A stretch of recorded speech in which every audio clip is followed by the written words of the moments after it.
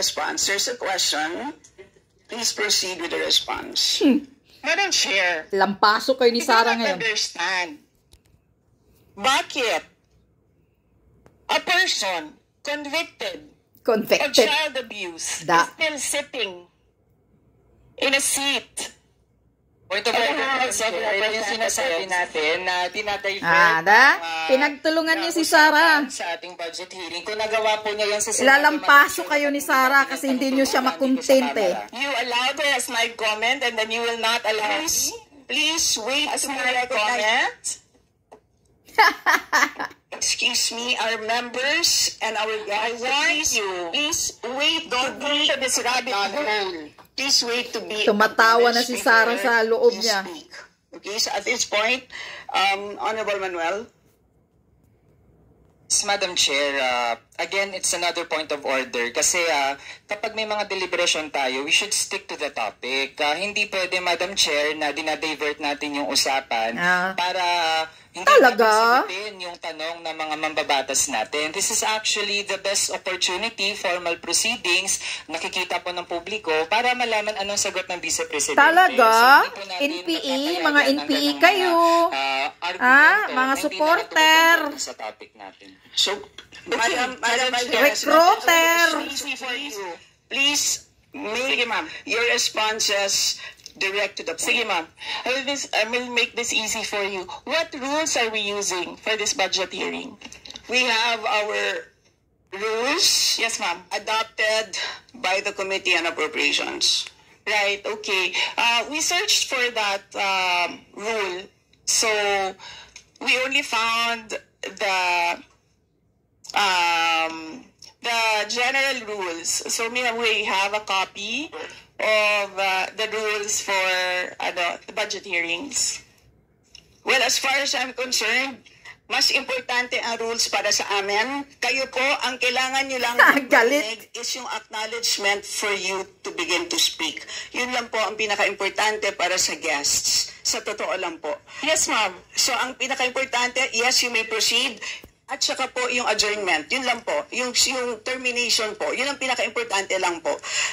For the rules, yun ang ay importante para sa members. But we may provide the copy to you. Yes, ma'am. So please proceed and answer the question. May we request a copy? Yes, absolutely. But please, there is a question. And do you want us to repeat the question? And we will not penalize you on the time. You can repeat the facts from the notice of disallowance. I will read the Honorable Franz. question. Yes, Honorable Franz Castro, you may repeat your question on the notice of disallowance, I believe. Yeah, tama, Madam Chair. So, according to COA, the notice of disallowance is amounted to 73 million. Kini-question nyo si Sara sa mga budget niya, pero kayo mismo, mga sarili ninyo, wala kayong transparency dyan. Mga allowances ninyo, MOOA ninyo, saan? Ang ano ng kuha? Various goods, 34.857 million. Payment of rewards, medicines, 24.93 million. Tables, chairs, desk, computer, and printers, 3.5 million. Sabi pa ni Ka-Eric, sabi pa nga ni Ka-Eric, billion ang budget daw na inano nila ni Franz Castro na sinusuporta sa mga NPA. Sabi ni Ka-Eric yan eh. Alam ni Ka-Eric yan dahil dati yung NPA. Kung itong mga mukha na itong convicted ng child abuse na Franz Castro, nakaupo pa rin dito sa Congress. Vice President. Convicted, lumayas ka. For the rules of the budget hearings. Okay, gusto mo sagutin ko, ma'am? Yes, madam. This is a hearing of the budget of 2025.